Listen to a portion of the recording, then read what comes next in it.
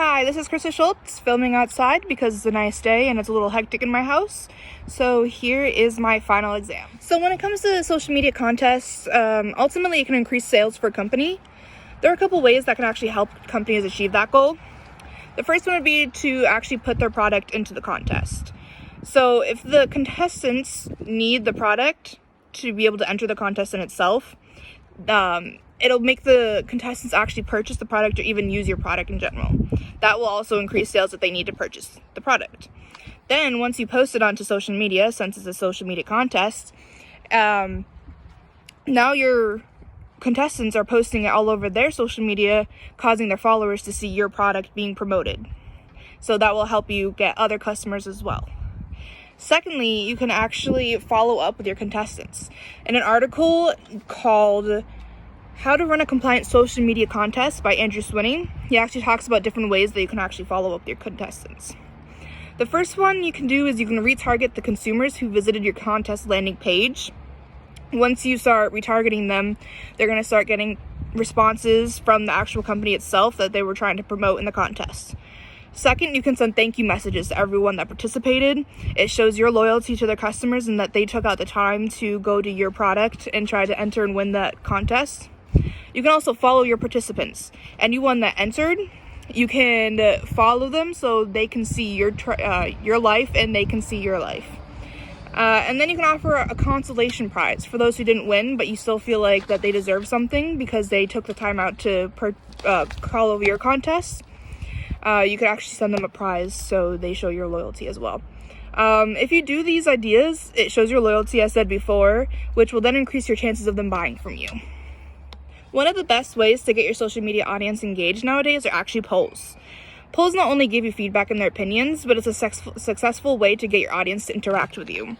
I see them all over nowadays when it comes to Twitter, Facebook, Instagram, and even Snapchat sometimes. But when it comes to Snapchat, you need a separate app sometimes to even get those polls to be put on your Snapchat. So as I said before, Twitter polls are actually one of the most popular platforms to use them. You see them all the time with companies or even artists to see like how they want their album, what's the best name, what should be the next product release for the brand. And then with Instagram polls, it's actually best for visual polls. So for example, Weber International used a visual poll last year on their Instagram story to see which would be the best Weber Beach Party t-shirt to use. You can ask questions. Many famous brands post questions to get responses from the audience. For example, Honey Nut Cheerios could ask, do you put the cereal in the bowl first, then add milk? And you can see the responses rolling in because sometimes there's always this big controversy about putting the cereal in the milk or the milk in the cereal. And so once you get those responses, other people start replying to other people, and even the brand itself can start responding to get the thread going and having all these responses to show that they're actually thinking about your product. And then lastly are giveaways. All you need to do is ask for engagement on your posts. And when you once you engage in their posts, you could just add them into the running of the contest and they could get entered in for a prize just by engaging into your posts. One of the best examples of this would be Cash App. Cash App is always tweeting like, say, drop your name or whatever that's on your Cash App and you'll be entered to win $500. And you'll see hundreds of people just replying to their Cash App names and they're already entered into the contest. First, we're going to go a little into depth about Instagram. Instagram is more in the male and female area, ranging from 13 to 60-year-olds. You can get it when you were young, hence why some people have such weird Instagram names because they made it when they were a young child.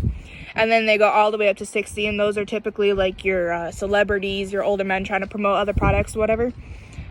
People use it for posting pictures about their life, and companies use it to post pictures about their products.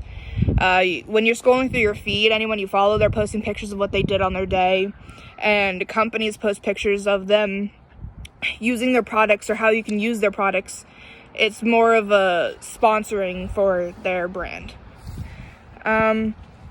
People use them when they're going to posts or they're checking out other profiles or even to go to their Explore page and look at posts on there. The Explore page is just a bunch of posts that go under what you like, and that's how they find out. Based on what you search for is what's going to pop up in your Explore page. And then when you go to Pinterest, It's mainly females ranging from 13-year-olds to 50-year-olds.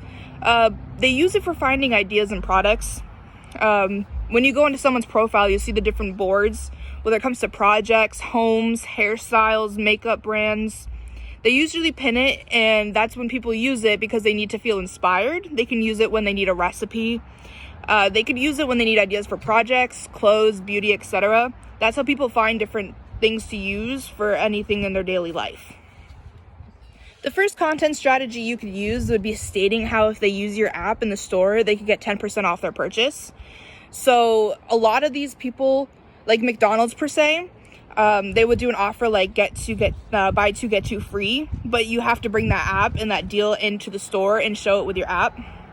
That's the same way with the Starbucks app. That's a way to get rewards, and that's why the apps are so popular, because if you bring it in and you scan it once you purchase your drink, you actually get points to be able to get free beverages, free food. The next content strategy you could use would be with restaurants, and they could post pictures of punch cards, and once a customer uses it, you can for the 10th time they'd actually get a free product. So I remember when I went to an ice cream place and they gave me a punch card, and I had to go for 10 times, and on the 10th time I got a free ice cream. And that's a way to get them into the place and get to the actual store itself instead of buying ice cream online or go anywhere else. The third strategy would be you can post about how if they purchase so much on your app that they can actually receive in-store credit. So some clothing brands could actually say buy $75 worth of clothing and you can get $25 in-store cash. That's like the Kohl's Cash, Old Navy Cash. That's a way that even though you can purchase clothes online, they're also giving you the ability to actually go into their store. My response to people who say social media is degrading the value of our youth is that I would actually disagree. As social media increases and more platforms and updates occur, the youth is right there and ready to learn what these updates and platforms are about. People don't understand how much the younger generation actually learns just by going on social media every day. For example, TikTok, brand new app. It's not brand new, but it's become more popular in the past year. And the younger generation was right there to learn all the ins and outs of that app to create the most successful videos. A lot of jobs are actually now looking for employees that understand and know how to use social media. So it just gives the youth more of a reason to use social media, because now we're going to be in the running easier than older people that don't know how to use social media. So it's giving us the ability to get jobs. So at the end of the day, I would actually disagree to people who say that, because we're actually learning more than people actually think.